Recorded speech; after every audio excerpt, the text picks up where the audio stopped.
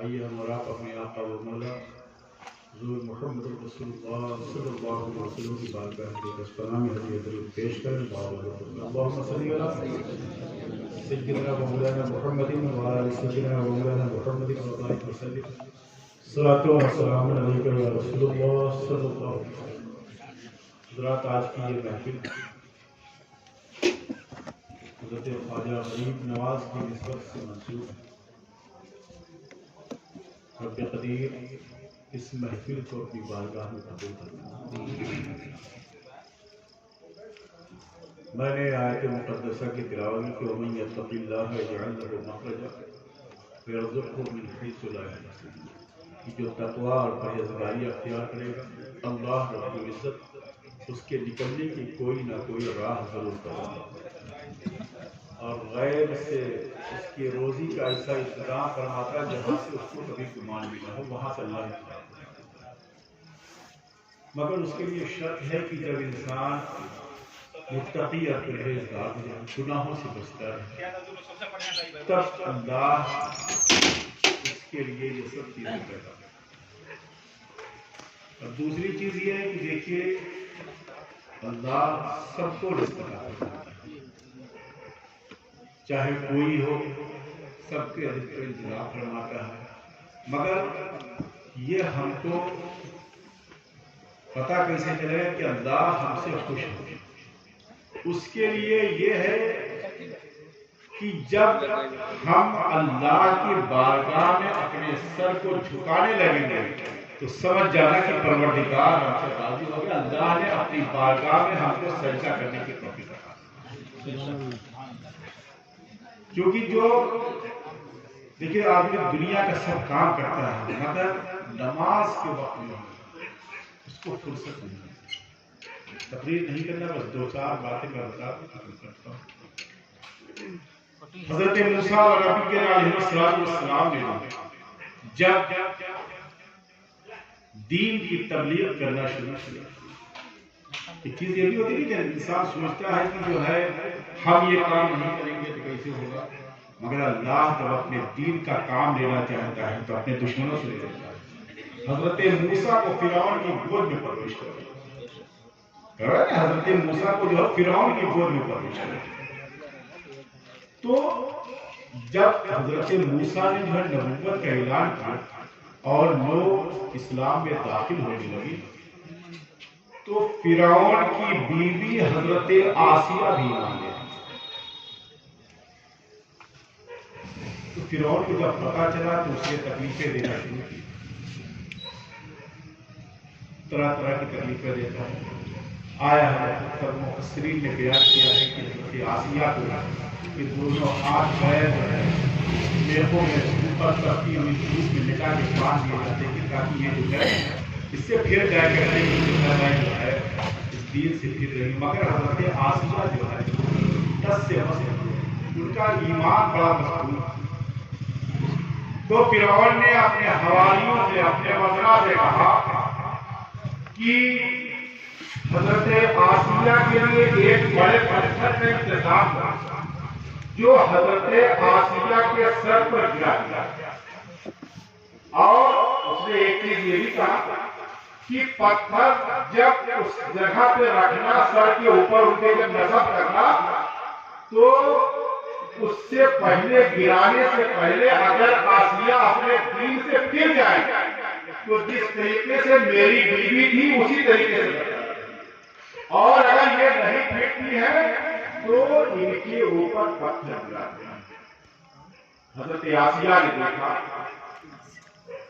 کہ اب تو یہ ظالم بادشاہ ہمارے اوپر ہماری جان کو لے گا، کیونکہ اس نے حکم دے دیا ہے اور اس کے وزراء جو ہے وہ اس پر عمل کریں گے. تو حضرت آسیہ نے دعا کی، رب ابن لی عند بیت فی الجنہ، اے اللہ مجھ کو دنیا ہی میں میرا محل جنت میں دکھا دے. مفسرین بیان کرتے ہیں کہ حضرت آسیہ کی دعا یا اللہ نے قبول فرمائی اور حضرت آسیہ نے اپنی آنکھوں سے دیکھا کہ جنت میں اللہ ان کے لیے محل پیدا فرما دیا. اور حضرت آسیہ کی یہ دعا قبول ہوئی. مفسرین بتاتے ہیں کہ اس وقت حضرت آسیہ کا ایمان جگمگا نہیں رہا ہے،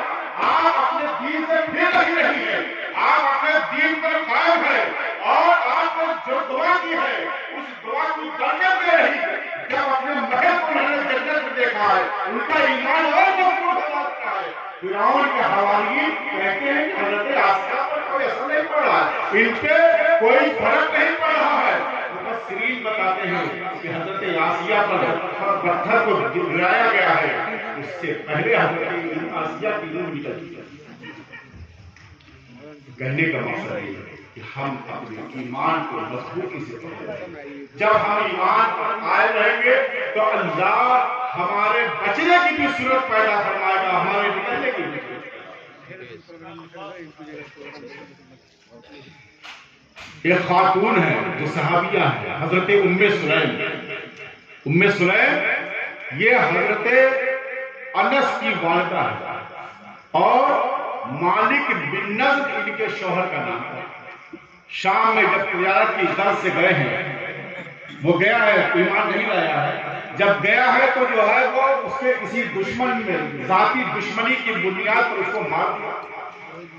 حضرت ام سلیم نے اپنے بیٹے حضرت انس کو رسول اللہ کی صحبت میں رکھا کہ آگے رہیں گے تو اچھی تعلیم و تربیت ان کو ملے گی۔ جب مالک بن نضر کو پتا چلا کہ میری بیوی ایمان لے آئی تو مالک بن نضر نے کہا کہ میں نے سنا ہے کہ تم بے دین ہو گئی ہو، تم جو ہے اپنے دین سے پھر گئی ہو، تم بے دین ہو گئی ہو۔ تو حضرت ام سلیم کہتی ہے کہ نہیں، اے میرے سرتاج، میں پھری نہیں ہوں، میں نے سچے دین کو اختیار کیا ہے۔ اور حضرت ام سلیم سے مالک بن نضر کہتا ہے کہ اور تم میرے بیٹے انس کو بھی گمراہ کر رہی ہو۔ آپ فرماتی ہیں اے میرے شوہر سنو، جو میرا بیٹا انس ہے یہ ایسے معزز شخص کی بارگاہ میں ہے جو ان کے قدموں میں جاتا ہے وہ گمراہ نہیں ہوتا ہے، وہ دین کے راستے پر چلتا ہے، اللہ اس کو جنت کا مقام عطا فرما دیتا ہے۔ مگر وہ حضرت آسیہ حضرت ام سلیم کے پاس ابو طلحہ نے نکاح کا پیغام بھیجا ہے۔ ابو طلحہ یہ عشرہ مبشرہ میں سے اور بڑے مالدار شخص تھے۔ حضرت ام سلیم کے پاس آپ نے پیغام بھیجا کہ میں تم سے شادی کرنا چاہتا ہوں۔ تو آج ہم لوگوں کا کیا حال ہے، ہم اپنے بہن بیٹوں کے اوپر نگاہ اٹھا کر کے دیکھیں تو ہمیں بتانے کی ضرورت ہے۔ ہم اس لیے بتا رہے ہیں کہ آپ لوگ اپنی بہن بیٹیوں کو ان واقعات کو سنائیے۔ یہ کوئی کہانیاں نہیں ہیں، یہ وہ چیزیں ہیں، یہ وہ ایسے واقعات ہیں کہ جن کو سن کر کے اچھے اچھے لوگوں نے اپنے دین کو جو ہے چھوڑ کر کے دوسرے دین۔ تو حضرت ام سلیم کے پاس جب پیغام بھیجا ہے تو حضرت ام سلیم نے جو ہے ابو طلحہ کو کہا، پیغام بھیجوایا تھا، ابو طلحہ تم نے میرے پاس نکاح کا پیغام بھیجا، تم کو معلوم نہیں کہ میں ایک مسلمان خاتون ہوں اور تم حالت کفر میں، اور تم کو معلوم نہیں کہ جو ہے ایک مسلمان کا نکاح ایک کافر سے نہیں۔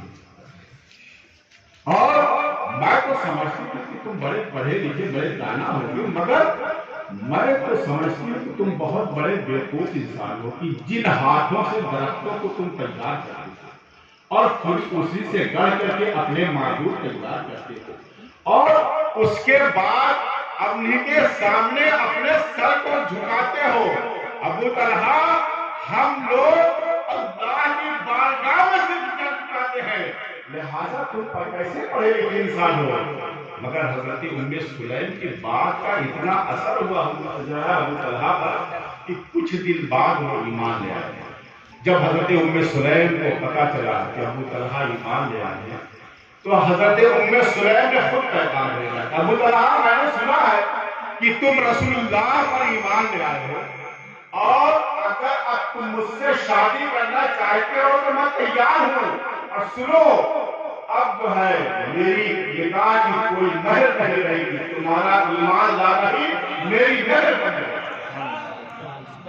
صحابہ بیان فرماتے ہیں جب حضرت ام سلیم کا ابو طلحہ سے نکاح ہوا ہے تو لوگ ان لوگ دونوں میں اتنی محبت تھی کہ لوگ جو ہے رش کرتے تھے کہ کاش مدینے میں ایسا جو ہے کوئی خوش نصیب شوہر اور بیوی کے اعتبار سے ہے ہی نہیں کہ جن کے درمیان اتنی محبت ہو جو ابو طلحہ ام سلیم کے درمیان۔ تو لہذا ہم کو چاہیے کہ ہم اپنی بیویوں کی بھی قدر کریں، ان کے حقوق جو ہے ان کو ادا کیا کریں.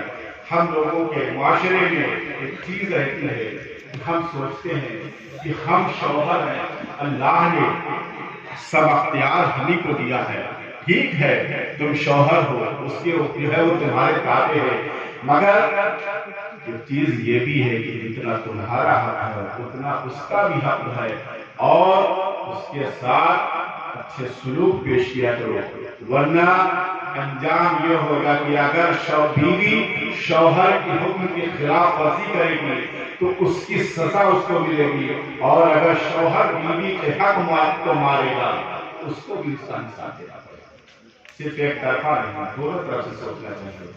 لہذا آپ اپنی زندگی میں اپنے بچوں کی، اپنے گھر والوں کی ایسی تربیت دیجیے کہ جب لوگ دیکھیں تو یہ سمجھیں کہ ہاں واقعی یہ مسلمان ہے، اس کا اعمال و کردار اتنا اچھا ہے کہ لوگ دیکھیں تو سمجھے. آپ میں بتاؤں یہ علماء بیٹھے ہوئے ہیں، ایک زمانہ وہ بھی تھا کہ کسی کو کہنے کی ضرورت نہیں پڑتی تھی، لوگ دیکھ لیتے تھے یہ مسلمان ہے، ان کا کردار اتنا اچھا ہے تو کہتے تھے کہ ہاتھ بڑھائیے میں بھی کلمہ پڑھتا ہوں. مگر آج ہمارے اعمال خراب ہو گئے ہیں، ہمارے کردار خراب ہو گئے ہیں. لہذا ضرورت ہے ہم صرف نام کے مسلمان نہ رہیں، ہم اپنی زندگیوں میں جو اللہ کے رسول نے بتایا ہے ایسا طریقہ اپنائیے کہ لوگ دیکھیں تو کہیں کہ ہاں یہ کوئی مسلمان ہے. جو ہے حضرت غریب نواز رضی اللہ تعالیٰ عنہ، آپ کا مقام و مرتبہ ہندوستان میں جب آپ تشریف لائے ہیں تو آپ نے جو تبلیغ کیا ہے ایسا نہیں کہ کوئی آپ نے تلوار چلائی ہے یا کچھ نہیں کیا ہے.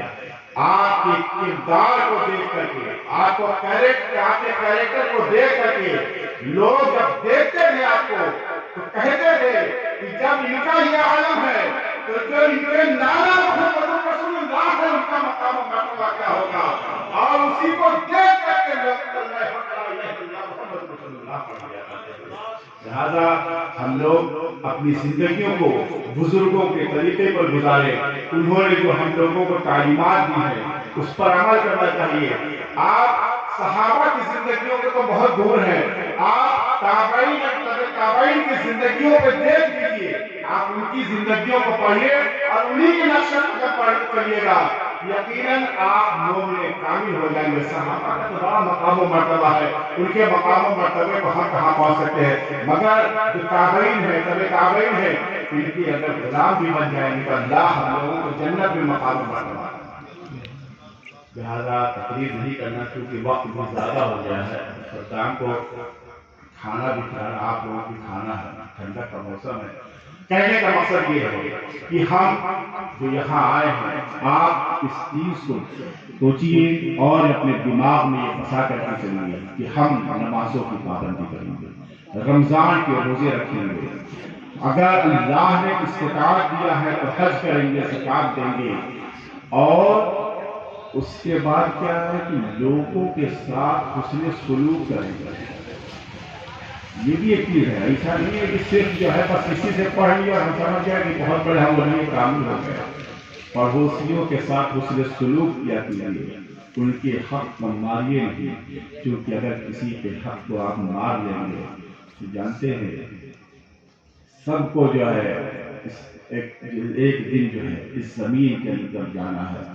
اور یہ تو ہم دنیا کے وہ سمجھ لیجیے کہ شیطانی خیالات میں ہم لوگ جو ہے مشغول رہتے ہیں، ہمارا وہم و گمان رہتا ہے کہ ہم بہت بڑے متقی پرہیزگار ہیں، ہمارے بڑے اعمال کے کردار بڑے اچھے ہیں. حضرت شیخ شادی نے فرمایا تھا جو آہن کنت رفتن جانے پاک کہ تخت مردہ کے رسول خان، یعنی جب جان جانے کا، جب پاک جان جانے کے ارادہ کرے، یعنی جب مرنے کا وقت قریب ہو جائے، یا تخت پر مرنا یا زمین پر مرنا سب کو جانا اسی میں ہے، اور پتا تو اصل جگہ وہاں نہ پتا چلے گی کہ ہمارے اعمال اچھے رہے یا اس کے اعمال اچھے رہے ہیں. یہ تو وہاں کی پہلی منزل ہے، اور یقیناً اگر قبر کی منزل آسان ہو گئی تو جو ہے یقیناً سمجھ لیجیے کہ آخرت میں بھی کامیاب ہو جائیں گے. اگر یہاں پھنس گئے تو ہر جگہ پھنسنا پڑے گا. لہٰذا اپنی زندگیوں کو جو ہے اپنے بزرگوں کے رسول اللہ کے بتائے ہوئے طریقے پر اپنی زندگی گزاریے. اپنے آپ کو بھی جو ہے اپنے آپ کو برائیوں سے بچائیے, اپنے بچوں کو, اپنے گھر والوں کو تربیت دیجیے. میں بتاؤں مسلمانوں میں تو بڑے جو ہے سنی مسلمانوں کی میں بات کرتا ہوں کہ بہت کم لوگ جو ہے پڑھے لکھے ہوتے ہیں. بری کوئی میں ایسی بات نہیں کروں جو حقیقت میں اس کو بیان کروں کہ سب سے زیادہ سنیوں میں جب جاہل قوم ہے تو وہ سنی مسلمان ہوتا ہے, کیونکہ ان کو جو ہے پڑھنے کی کوشش نہیں ہوتی ہے, اور اگر پڑھ بھی لیتے ہیں دو چار لفظ تو سمجھ لیجیے کہ وہ سب سے بڑے علامہ ہم ہی ہوتے ہیں. ایسا نہیں, یہ سب سوچا کیجیے. آپ پڑھیے اور پڑھنے کے بعد اپنے بچوں کو جو ہے تبلیغ کیا کیجیے, ان کو بتائیے. بچے جو ہے آپ کے قرآن پڑھتے ہیں تو ان بچوں کو قرآن پڑھائیے اور اپنے بھی پڑھنے بیٹھا دیجیے. روز صبح میں تلاوت قرآن کریم کی کیا کیجیے. اپنے بچوں کو بتائیے کہ بیٹا جو ہے رسول اللہ صلی اللہ علیہ وسلم نے جو شریعت لے کر کے آئے تھے, جو انہوں نے تبلیغ کیا ہے, انہوں نے جو ہے کسی کے حق کو ماننے کے لیے نہیں کہا ہے, انہوں نے کسی کے ساتھ ظلم و زیادتی کا حکم نہیں دیا ہے, انہوں نے جو ہے کسی کے عیب کو اچھالنے کے لیے حکم نہیں دیا ہے, انہوں نے جو ہے کسی کے بارے میں یہ نہیں کہا ہے کہ فلاں کے بارے میں دوسرے سے اس کی چغلی کھول لیا کرو. یہ سب نہیں کرنا چاہیے, اور یہ سب چیزیں ہم لوگوں کے اندر ہے. ہم اپنے گریبان نہیں جھانکتے ہیں مگر دوسرے کے عیب کو دیکھنے کے لیے ہم تیار رہتے ہیں. اے انسان, ہم کو دوسرے کے عیب کو دیکھنے سے پہلے اپنے گریبان میں جھانکنا چاہیے کہ میرا کردار کتنا اچھا ہے. اگر یہ ہم سوچ لیں گے, ہم کسی کے عیب کو بیان نہیں کریں گے, ہم کسی کے بارے میں برائی نہیں کریں گے. لہٰذا رب قدیر کی بارگاہ میں دعا ہے, پروردگار جو کچھ میں نے کہا ہے پروردگار ہم سب لوگوں کو عمل کرنے کی توفیق عطا فرمائے. استغفر اللہ ربی من کل ذنب و اتوب الیہ. السلام علیکم.